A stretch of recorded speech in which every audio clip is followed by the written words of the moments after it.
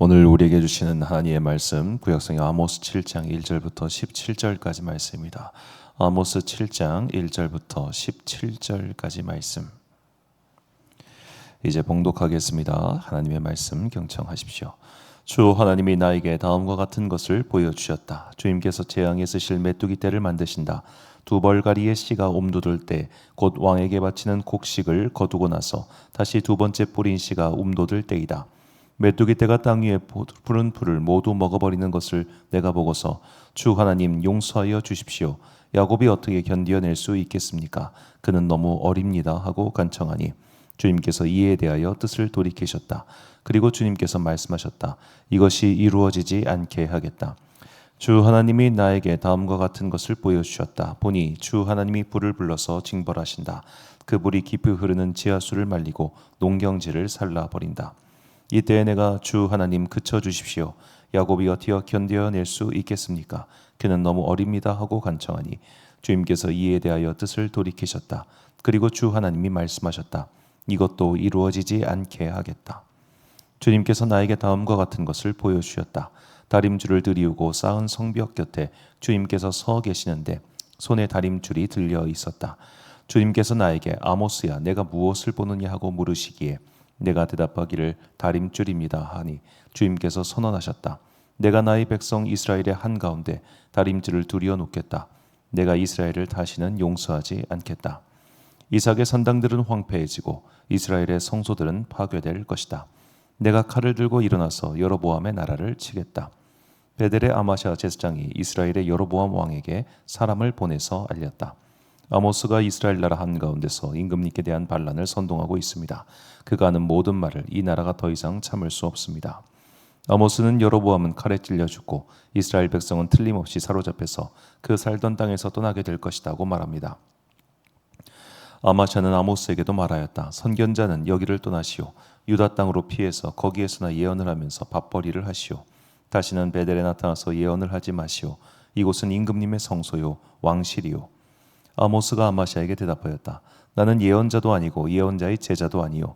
나는 집짐승을 먹이며 돌 무화과를 가꾸는 사람이요. 그러나 주님께서 나를 양떼를 몰던 곳에서 붙잡아 내셔서 주님의 백성 이스라엘에게로 가서 예언하라고 명하셨소. 이제 그대는 주님께서 하시는 말씀을 들으시오. 그대는 나더러 이스라엘을 치는 예언을 하지 말고 이삭의 집을 치는 설교를 하지 말라고 말하였소. 그대가 바로 그런 말을 하였기 때문에 주님께서 이렇게 말씀하시오. 내 아내는 이 도성에서 창녀가 되고 내 아들 딸은 칼에 찔려 죽고 내 땅은 남들이 측량하여 나누어 차지하고 너는 사로잡혀간 그 더러운 땅에서 죽을 것이다. 이스라엘 백성은 꼼짝없이 사로잡혀 제가 살던 땅에서 떠날 것이다. 아멘. 용서의 기회가 다하기 전에라는 제목으로 하나님의 말씀 선포하겠습니다. 자, 오늘 본문부터 이제 아모스 9장 마지막까지는 총 5개의 하나님의 심판의 환상이 등장합니다. 5번의 이제 오늘 본문에서만 이제 3개의 심판이 등장하는데 메뚜기의 심판, 불의 심판, 그리고 다림줄의 심판이고 내일은 여름 과일 바구니의 심판, 그리고 마지막 9장이 범죄한 나라 심판에 대한 환상이 계속 이어져 나오게 되지요. 근데 사실 아모스서에서 이 환상 자체가 그렇게 중요한 위치를 차지하고 있지는 않습니다. 왜냐하면 이 환상이라고 하는 것은 결국 하나님의 심판은 똑같습니다. 그 심판에 대한 다른 이전 이미지와 이야기만 들려줄 뿐 그 심판이 바뀌거나 변경되는 것 그런 건 아니기 때문이죠. 자, 이 하나님의 심판에 대해서 이제 환상을 보여주셨는데 이 첫 번째와 두 번째 메뚜기의 심판과 불의 심판에 대해서는 이 선지자 아모스가 하나님께 간청합니다. 주님, 우리 그걸로 맞았다가는 죽어요. 그러니까 제발 때리지 말아주세요라고 말이죠.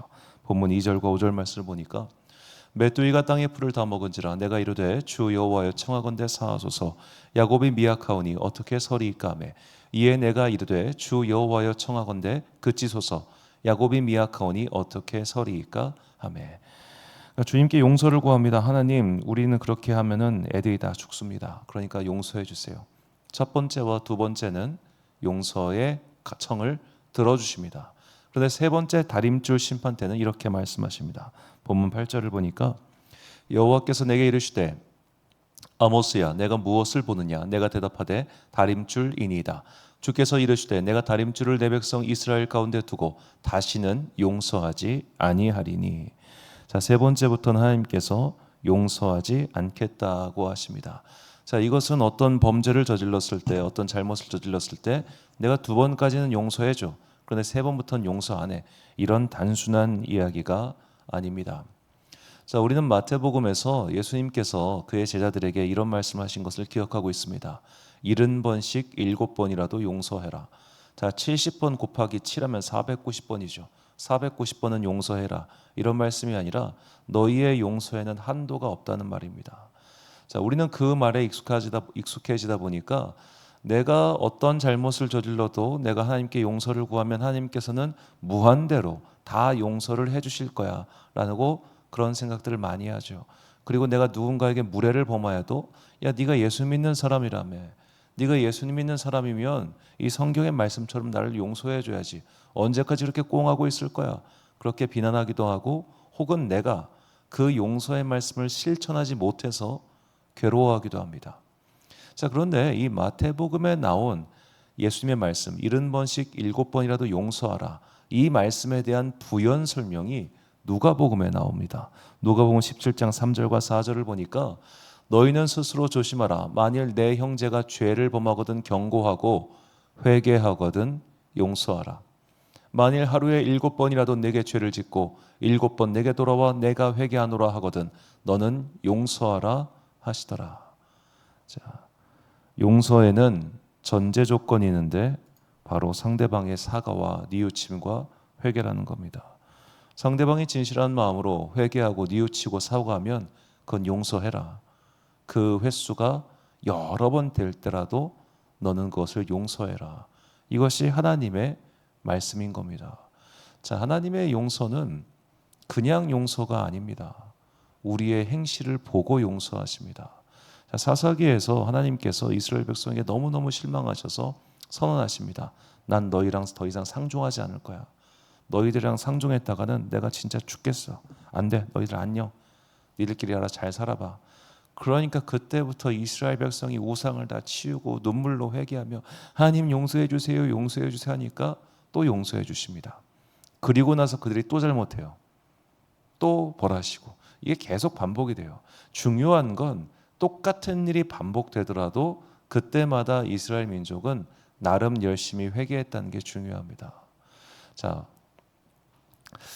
특정인의 성함을 거론해서 좀 송구한데 그 옛날 경기도지사를 했던 남경필 씨가 있어요. 자, 그분 아들이 이제 마약 사범으로 이제 붙잡혀가지고 그분도 그냥 정계 아예 은퇴를 해버리고 아들의 치유를 위해서 지금도 열심히 활동하고 계시는데, 자, 그분이 이제 간증 때 쭉 하신 얘기니까 이게 이 아들도 너무 마약에 많이 중독돼가지고 둘째 아들 너무 많이 중독돼가지고 자기가 어찌할 수가 없는 거예요.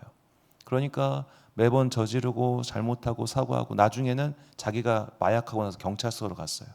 이걸 내가 끊을 수가 없으니까. 자, 그 안에 그 행위에 대한 미안함이 있었습니다. 똑같은 일을 반복했지만 할 때마다 미안했어요. 그러니까 나중에는 결단을 내리게 된 겁니다. 자, 동일한 잘못을 70번씩 7번, 490번을 합니다. 그리고 490번의 진솔한 사과가 있다고 생각해 봅시다. 사람은 거기까지 가지 않습니다. 보통 내가 똑같은 잘못을 저질렀을 때 그리고 그에 대한 진솔한 사과를 여러 차례 한다면 아무리 많이 가도 100번을 넘어가지 않을 겁니다. 인간은 그렇게까지 수치심이 없을 수가 없기 때문입니다. 내가 이걸 끊겠어. 근데 안 끊어져요. 나 오늘도 못 끊었네. 오늘도 못 끊었네. 오늘도 못 끊었네. 그게 100번쯤 되면은 이제는 자기 스스로 자기한테 질려버릴 겁니다. 자, 그러니까 우리가 이런 잘못에 대한 뉘우침이 없이 타인을 무조건 용서하라. 혹은 하나님께서도 내가 이런 거 없이 아니 하나님은 사랑이시라면서요. 이 성경에 많은 용서에 대한 이야기, 사랑에 대한 이야기가 있는데 용서 좀 해주시죠. 이렇게 뻔뻔하게 구는 걸 누가 과연 용서해 주겠습니까? 그러니까 우리는 그런 게 참 있어요. 내가 원하는 하나님 상을 만들어 놔요. 나에게 유리한 대로, 내 마음에 내키는 대로 하나님의 모양을 만들어요. 내 마음에 내키는 대로 성도들의 모양을 만들어요. 내 마음에 내키는 대로 믿음의 공동체의 모양을 만들어놔요. 그리고 나서 내 마음에 내키는 대로 그것이 이루어지지 않을 때 그들을 비난합니다. 그 모양을 만든 나의 생각을 고치는 게 아니라 그 모양대로 움직이지 않는 사람들을 비난해요. 그러니까 이건 뭐 모든 사람의 공통점인 것 같은데, 그 데카르트라고 하는 이제 철학자가 이런 말을 했다고 합니다. 세상 모든 사람들은 다 자기가 상식적이라고 생각한다. 내가 가진 생각, 내가 가진 경험이 상식이라고 생각합니다. 그래서 내 생각대로 상대가 움직여주지 않으면 저 사람은 상식이 없네 이렇게 생각하죠. 근데 그게 사실은 내가 만든 틀 속에 누군가를 가두어 놓고 그대로 행동하기를 바라는 마음이잖아요. 하나님도 그렇게 가둬놓고 행동한단 말이죠. 내가 이랬으니까 용서해줘. 내가 충분히 이랬으니까 내가 뉘우쳤잖아. 그러니까 당신은 심판을 돌이켜야지.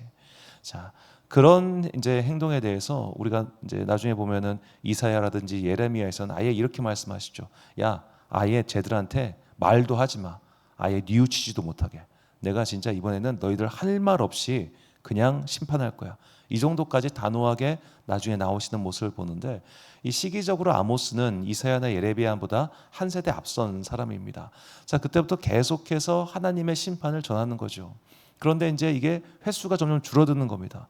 첫 번째와 두 번째는 나름 진솔하게 회개했습니다. 사과했습니다. 뉘우치겠다고 했습니다. 그러니까 용서의 기회를 주셨습니다. 그런데 뒤로 갈수록 그 뉘우침이 그냥 입뿐이에요. 말뿐이에요. 나중엔 말조차도 하지 않아요. 그러니까 이제 이 심판은 지연되지 않고 속히 이룰 것이다. 하나님께서는 오늘도 우리에게 삶을 돌이킬 수 있는 기회를 주십니다. 난 이미 늦었어. 난 이미 나이가 많았어. 난 여기까지 와가지고 더 이상 안 돼. 이게 아니라 하나님께서는 기회를 주세요. 자, 모세라고 하는 사람의 인생을 우리가 대충은 알고 있습니다. 그가 120세까지 살았습니다. 40살까지는 이집트의 왕자였고 80살까지는 미디안의 목자였습니다. 그리고 80살부터 120살까지 그는 하나님의 도구가 되어 열심히 살았습니다. 그의 80년은 어찌 보면 40년을 위한 준비였던 것이죠. 내가 언제 어느 때에 하나님의 도구가 되어 하나님의 사람이 되어 그분의 부르심에 따라 쓰임 받을지는 아무도 알지 못합니다. 젊은 날에 쓰임 받는 사람도 있고 늙은 날에 쓰임 받는 사람도 있습니다. 중요한 것은 현재 이 삶의 모양에서 내가 기회를 줄 테이니 너 그거 빨리 그만둬. 내가 기회를 줄 테이니 너 그거 빨리 돌이켜 라고 할 때 그 하나님의 기회의 부르심을 우리가 놓치지 않는 게 되게 중요합니다. 지금도 성령 하나님께서는 우리 안에서 선한 양심의 소리로 말씀하고 계십니다. 거기 가지 말고 이리 와. 그거 하지 말고 이거 해. 너 거기 다시는 가지 마. 너 그 사람 만나지 마. 너 그쪽으로 가면 안 돼. 이런 식으로 내 마음속에서 무언가 쿡쿡쿡쿡 찌르는 성령님의 음성이 있지요. 우리가 그 음성을 따라갈 때 우리는 결국 하나님께서 주신 그 찬스를 다시 한번 붙잡는 겁니다. 오늘도 우리를 부르시고 계시는 그 하나님의 사랑의 기다림, 사랑의 인내, 그 부르심에 따라서 돌이켜야 할 것에서 돌이키고 떠나야 할 것에서 떠나며 붙잡아야 할 것을 붙잡는 주님의 바른 자녀들 되시기를 예수님의 이름으로 축원합니다. 결단의 말씀 베드로후서 3장 9절 말씀 한 목소리로 봉독하겠습니다. 시작. 주의 약속은 어떤 이들이 더디다고 생각하는 것 같이 더딘 것이 아니라 오직 주께서는 너희를 대하여 오래 참으사 아무도 멸망하지 아니하고 다 회개하기를 이르기를 원하시느니라. 아멘. 사랑하는 지혜빛 광성교회 성도 여러분, 그리고 이 새벽 함께 깨우고 계신 귀한 주님의 자녀 여러분, 하나님께서는 지금도 우리를 부르시고 우리에게 인생을 다시 새롭게 만들 수 있는 기회를 주십니다. 그 나이가 어찌 되든 그것은 둘째 문제입니다. 중요한 것은 긴 게 중요한 것도 아니고 시간이 없는 것도 중요한 게 아닙니다. 그 짧은 순간이라도 내가 주님께 사용받아 빛나는 인생이 될 수 있고, 아무리 긴 시간이 내 인생에 남아있다 할지라도 그 긴 시간을 그저 나를 위해 사용한다면 그것은 하나님 보실 때 결국 무의미한 인생이 될 뿐입니다. 주님의 도구가 된다고 하는 것은 오늘 나에게 말씀하고 계신 그 성령 하나님의 선한 음성을 따르는 것입니다. 그렇게 하나님께서 우리에게 기회를 주실 때 그 기회가 다하기 전에 그 기회를 붙들고 그 부르심을 따라서 살아가는 그런 여러분과 제가 되시기를 주님의 이름으로 축원합니다. 기도하겠습니다. 사랑과 은혜가 충만하신 아버지 하나님, 참으로 감사합니다. 우리가 하나님의 부르심에 충성할 수 있도록 이 시간 우리 가운데 성령 하나님 임재하시고 성령 하나님께서 우리에게 말씀하시는 그 선한 음성을 따라 선과 악을 잘 분별하고 따라가게 하여 주옵소서. 주님께서는 지금도 변함없이 우리의 회개와 뉘우침과 인생을 새로 살기를 원하십니다. 그래서 계속해서 기회를 주십니다. 그 기회가 완전히 사라지기 전에 정말로 주님께서 도무지 돌이키지 않고 하나님을 거부하고 심지어 주님을 부인하는 그 악한 행위에 이르기 전에 주님, 내가 주님의 부르심에 충성하게 하시고 주님의 부르심을 따라서 어둠의 길이 아니라 빛의 길을 온전히 따라가는 거룩한 주의 자녀들 되게 하여 주옵소서. 한 주간을 시작하는 월요일입니다. 오늘도 각자의 삶의 자리에서 열심히 살아가는 당신의 자녀들에게 복과 은혜를 내려주시고 특별히 우리의 자녀들이 오늘도 학교와 유치원과 기타 등등 자신의 삶을 살아갈 때 주님께서 그의 자녀들에게 복을 주시고 천사들을 보내시어 그들을 안전하게 지켜 주옵소서.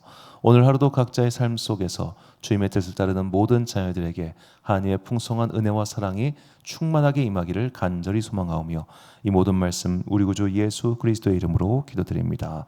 아멘. 오늘의 기도 제목입니다. 하나님께서는 인내하시며 우리의 회개와 뉘우침을 기다리십니다. 내가 하나님께로 돌이켜야 할 것들은 무엇인지 돌아보시고 양심과 성령의 음성을 따를 수 있도록 영혼의 귀를 열어달라고 기도하십시오. 오늘 주신 기도의 제목 가지고 기도와 묵상의 힘쓰는 하루 되시길 바랍니다. 기도하겠습니다.